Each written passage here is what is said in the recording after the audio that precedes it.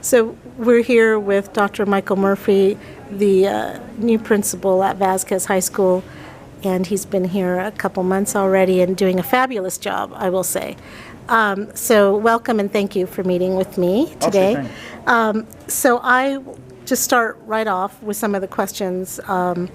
What are some of the challenges you foresee now that you've had some time to get acquainted with the school site?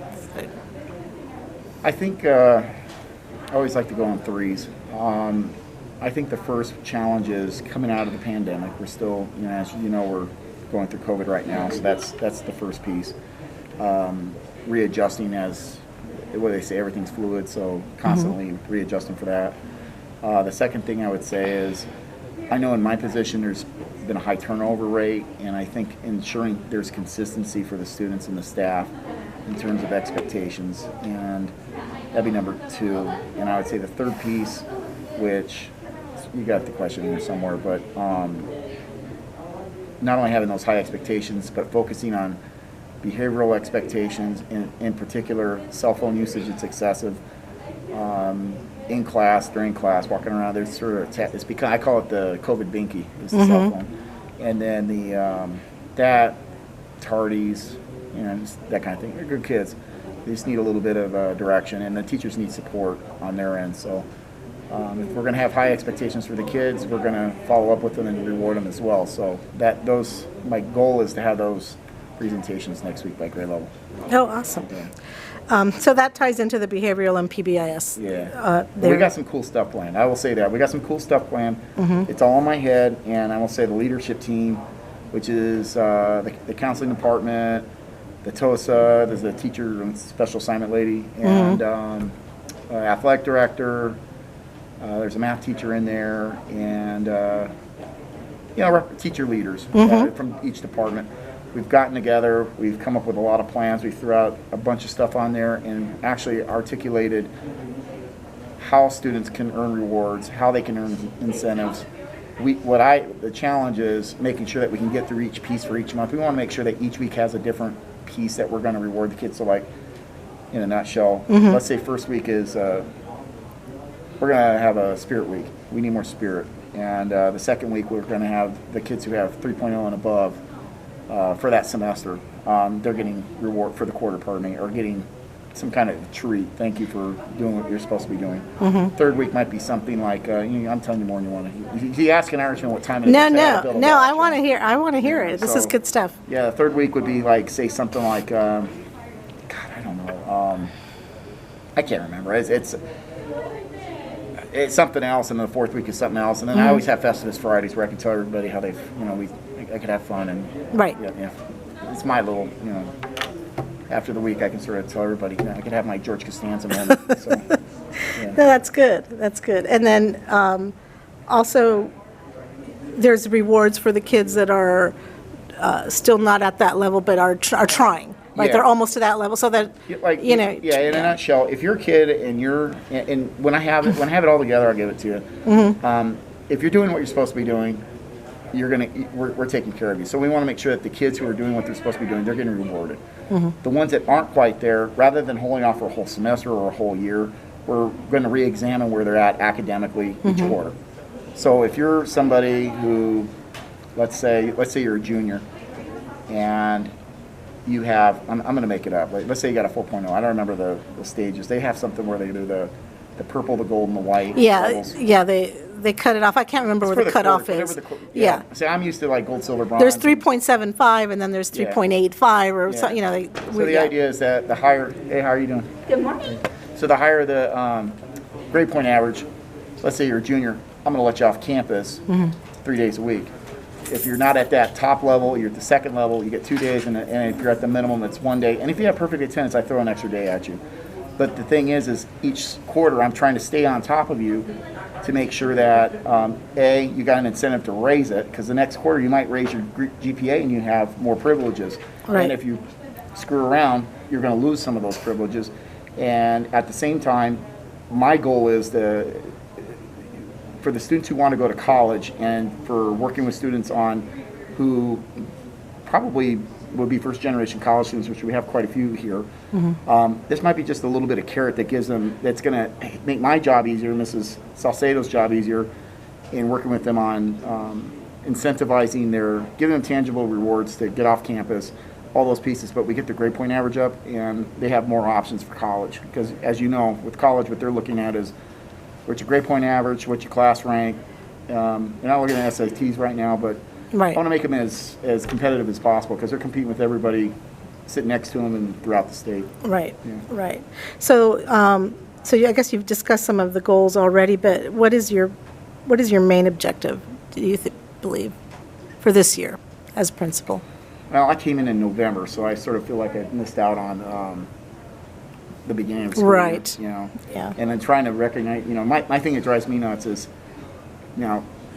in every school I've worked at, I've actually had to be like the school counselor in addition to being the disciplinarian and everything else. So it's Right. like I'm beating you 1 minute and then I'm rewarding it, talking to you about your Right, problems the next many time. hats, yeah. Yeah. And that's cool. The thing is when everybody's wearing their masks, it's hard to figure out which kid's which. And because I don't necessarily play with each master schedule and this kid move them here, it's like Right. kind of Sudoku, whatever those puzzles are. Yeah, To me, it's like I'm very analytical when it comes to creating a master schedule or creating different pieces and trying to find how they all work together. And I'm good with faces, I'm good with names, but match them together, I'm not at that point yet. So I'm at a disadvantage there with the kids initially, but we're making it work. My goal right now is if we're going to implement change and we're going to do things for students and get the community more involved, I have to become part of the school culture. And if I'm not part of the school culture, the changes aren't going to. I'm not from the area, so I grew up in the high desert, east of here. But I need to, as I continue to become slowly part of the school community, then I think the changes that we're looking to implement is going to come off really well. I think people will be very pleased. awesome. So it may be baby steps this semester, but my goal is to do as much as we can. What are some of the similarities and then some of the differences between Vasquez and your previous school sites that you've worked at? I've worked at charter schools. I've worked at public school. I started out, I've been doing administration for like over 20 years. It's nuts. It's funny, I was talking to a teacher, I almost said the name of the teacher, and we were talking, and she said, when did you graduate? Where were you from? And I grew up here in Southern California. I went to school back east. Was a professor back in the South for a little bit, and came back out, and we were talking, and she said, well, when did you graduate? And I told her, and I was like, oh, class of 93. She's like, I have kids that were born at that time. I was like, well, what, you thought I was older, didn't you? And she just, this is all from the students, so Yeah. I'm 47, but I've been doing this since 26. Wow. So yeah, I would say here, what's similar is I've worked in a lot of really small schools. I'd say what the difference is, while I've worked with very small schools, I haven't had the enjoyment of having that much parental involvement. You have a lot more parental involvement here, and a lot of people that want to know what's going on, which is great. When I've had to call parents about whatever, I got to do discipline. Everybody's been very supportive. Everybody's been very understanding. It's been great. Awesome. You talk to people outside. It's a nice place. This kind of place, if you guys will keep me, I could see me retiring here. So I've been very fortunate. So Awesome. yeah. And so some personal things. What inspired you to follow a career in education? What was there one thing or somebody that motivated you, or that moment? I'll put it two ways. I don't know. This is probably not what you want to hear, but I was a triple major in college, and Wow. I majored in history, philosophy, and poli-sci. And when I got out, I had no support as far as like career path or where to go. And originally, I was gonna major. I was gonna get my doctorate in analytical history, and I didn't end up going that route. I was terrified of the GRE at the time. Realized now, whatever. But it's funny. For what little guidance I received, that I experienced, I try to lay it on thick with the kids because I know that, particularly when you're going through the college process, application and financial aid, parents, it's changed since some of you have gone to school, and if you haven't gone to school, it seems like it's important. It seems like an abstract concept, but at the same time, it's important. I'm here. So over Thanksgiving break, I work with the kids. I'm riding the kids now about working with them on their FAFSAs, making appointments with them. And I think when we're looking at college, what I experienced where I didn't have that, I didn't know what I wanted to do, get that support, I work with them on that piece as far as helping them with that. And I know Mrs. Salcedo does that too, but she does the general, I do, I drag them in and make it work. But why did I get in? When I was in high school, the shop teacher, I went to school with son, and as I was coming out of college, he was riding me. He was calling me up and says, "Well, when are you getting out? What are you doing? What are you doing? You need to get an education. You need to get an education." And I had teachers; they thought I should become a teacher, and I thought about it here and there. It was one of those things where you think about, yeah, whatever, and never thought any more of it. And when I came out, I was coming from Virginia, and then I was up in Oregon. Came down here. My parents live in Oregon, and came down here. I lived with him. And waited until my fingerprints came through. And we're talking the old days where it was all paper and it was like everybody had to do it. So it took forever. So what's funny is he was on me. He's like, hey, they need teachers 20 to 1. So my background is elementary. I started elementary. I used to teach high school in the summers. I teach middle school.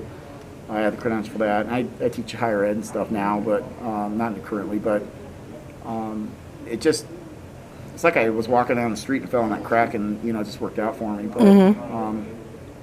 I don't know. I've enjoyed it, and interacting with the kids has been great. And you've made some good connections throughout the years, where you've seen the progress that kids have made, and that makes you feel good, I'm sure. Oh yeah. Once in a while you get a text from a kid saying Happy Festivus, or you get a kid Festivus, or you get a kid. I'll be right with you. Just give me a couple minutes. I'll tell you. Yeah. Now I get kids once in a while. I used to do the whole Facebook thing with the kids, and they keep track of me. I hiked the Appalachian Trail one time, and the kids were like all following it. And thought that was cool, and I was like severely heavier than this, and I did the whole thing, and they're like, oh my God, look at you, got all skinny, and not now, but I look like Gumby at 8. So, you do. Yeah, oh, that's funny. Yeah, some good times with that. And so kids that keep in touch with you throughout the years, and that's cool. Like I'll give you an example. Like when I was like in Lucerne, I worked in Lucerne at the time. We used to play you in their league, whatever that was at the time. Okay. The one when you played Mammoth and. Yes, back in that other league. Yeah. And so I'd work with the kids, and I remember with that crew of kids. It was like we had the highest graduation rate that time that I worked with the kids. They blew everybody out in that part of the desert for their state test scores. And percentage-wise of the kids, well, they all passed the Cassie. They all passed, and we had the greatest number of kids get accepted to four-year colleges. And of that crew of kids, similar to here, but different financial demographics. But it was really cool to see those kids where they went, and even the kids in LA and up north. So to me that's the rewarding part. I'm being recorded, so how do you say this stuff? No, it's fine. I would just say some people. I was talking to somebody about this the other day. What keeps you motivated, and for some people like teachers, it's like those aha moments with the kids. Right. And for me, it was like working with the kids on college applications, and then they go through the process, and they're like, you're riding me, okay, I'll just do it, so you leave me alone. And then they end up finding out, it's like, wow, look, I got accepted to someplace, somebody wants me, or hey, look, I got accepted to 6 places, and look at all the money that and they'll come to me with the financial, what does this mean? It means you're going for free and they're paying you, and they have those moments, and the parents are like, wow, this is actually happening, and it's just, it's contagious, and the kids just start buying into it. And of the things that we're looking to implement with PBIS that we've been planning together, it's many of the things that I've used in the past that have been good carrots. Mm-hmm. So the folks here think that the kids will buy in pretty well, and that's what gets them happy to get up in the morning, come to school, it works for me. Right, awesome. What are some of your hobbies? What do you do when you're not here? Because you're here a lot. You're here way early, you're here late, you go to games, you go to meetings. So when you do have time to yourself, what do you like to do? Sleeping in. Traditionally, I used to have I went to SC for my doctorate. I had season tickets for about Oh, yeah. 18 years. Those are fun games, yeah? Yeah. Yeah. Maybe not right now, but Yeah, they used to be, yeah. Yeah. I was there when Hackett left and brought in Pete Carroll, so I was there for those years. That was awesome, and so I used to do that for many years. Go to away games. I follow the Packers. I'm on a season ticket waiting list. I'm like number 42,000. Oh, come on. I am. There's a waiting list Oh yeah, it's publicly owned, so it's like you get on the wait list, you have to wait. because there's so much alumni and people that want to. For the Packers. Oh, for the Packers. Yeah. So you go to Green Bay. So when I originally signed up, and I remember it was in the early 2000s, I was 125,000 on the waiting list. And when they added Wow. some seats, and then if you go to Green Bay, they have some seats there that are at the highest point in Green Bay. They're so Okay. high up, and I wouldn't want to be up there. It's freezing up there. But so I got signed up for that. Now I guess a few people passed away or just gave up, and so I'm down to 42,000. So maybe by the time I hit Okay. 80, I'll be able to go, but I won't be too able to enjoy Okay. it. Yeah. So is the Packers, is that the only team that's sold out or on waiting lists like that, or is that just a thing with other football? They're like the Cowboys or the, Okay. like people they follow that. Okay. So that, yeah. So those waiting lists are, Yeah, are I would crazy. Say, yeah, if you have an opportunity to go to Lambeau Field, it's just a cool experience because